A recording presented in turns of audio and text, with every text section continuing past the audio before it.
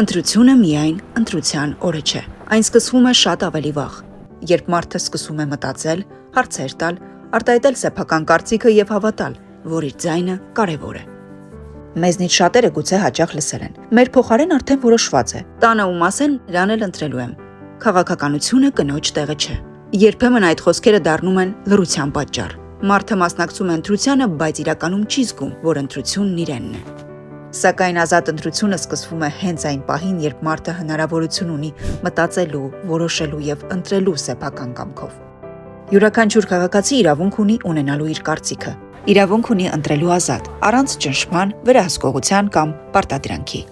Գաղտնի քվեարկությունը պարզապես ընթացակարգ չէ, այն մարդու ազատության եւ արժանապատվության պաշտպանությունն է։ Քվեախցիկում դու մենակ ես քո որոշման հետ։ Ոչ ոք իրավունք չունի որոշելու քո փոխարեն, ում ընտրել կամ ինչպես քվեարկել։ Իսկ մասնակցությունը սկսվում է փոքր քայլերից։ Այն կարող է սկսվել մեկ հարցից, մեկ արտահայտած կարծիքից, մեկ քննարկման մասնակցելուց եւ այն գիտակցումից, որ քո ձայնը կարեւոր է։